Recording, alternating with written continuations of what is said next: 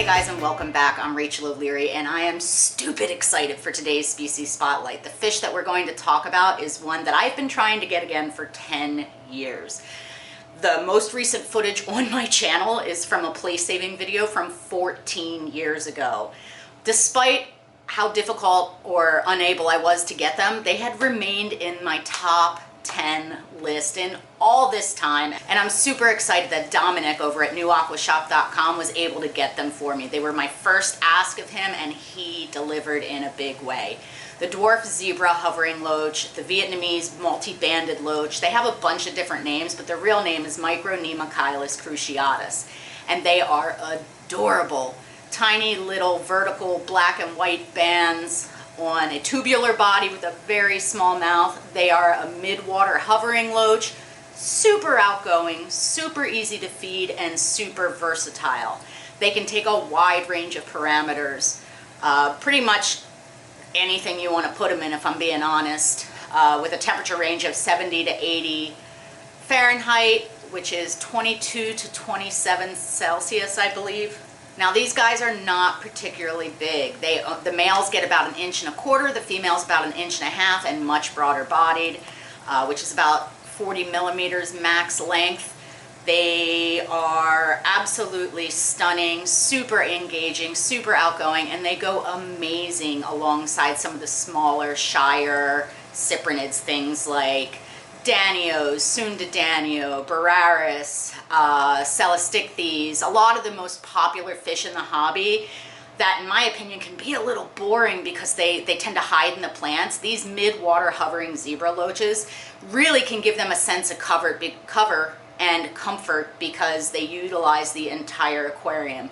The aquarium I'm showing them to you in is a 75-gallon tank, and I put 12 of them in there, and you can see their size comparison. These guys aren't at quite full maturity. I'd call them teenagers. You're starting to see the sexual dimorphism. The females have a much rounder belly and are slightly longer. The males are more slender, but they're really, really cool. And you can see, I think most of you probably know roughly the size of a Danio chopre.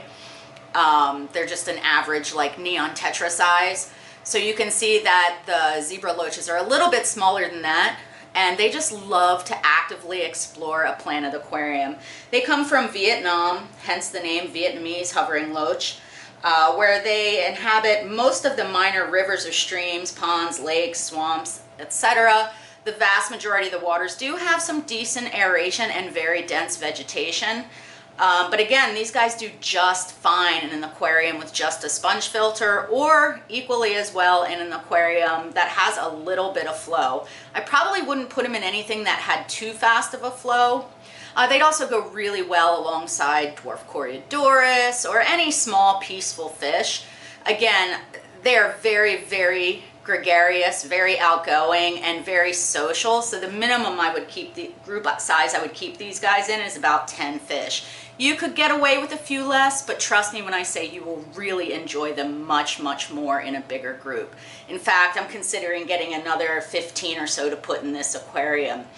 Now, in the 75-gallon, I have them, as mentioned, in with Celestichthes chopre or Danio chopre, as well as my rosy loaches. And you can see that they do get slightly larger than a rosy loach, but the two are really well suited together.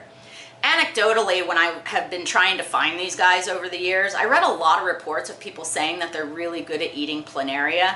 I don't actually have any tanks with planaria right now in order to test that out, but what that tells me is that we'd have to use caution in keeping them in an aquarium where we're breeding shrimp.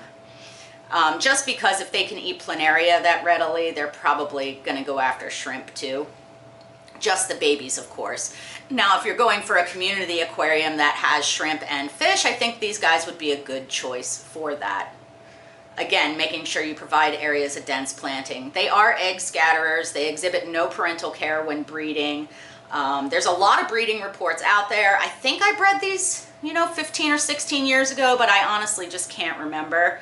I'm hoping that in this super moss heavy and densely planted 75-gallon that I may have the opportunity to get some fry. But again, as with any fish or invertebrate, if you want to breed them, setting them up in a dedicated tank is probably your best bet.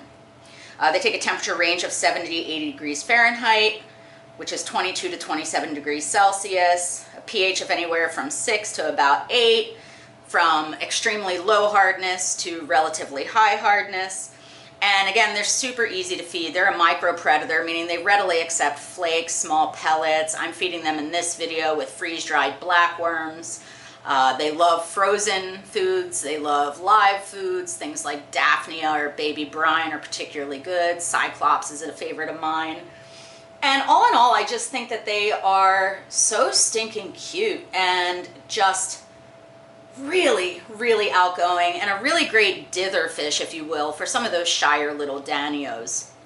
Anyway, just a reminder that if you're interested in getting any of the fish that you see in this video or any of my videos, make sure you check out newaquashop.com, where you use code Rachel10 for 10% off your order. Dominic is the sponsor of Species Spotlights here on my channel, and I just wanted to give a big thank you for that. So stay tuned for the next video. Make sure you're subscribed with that notification bell on. Thanks as always for your continued support.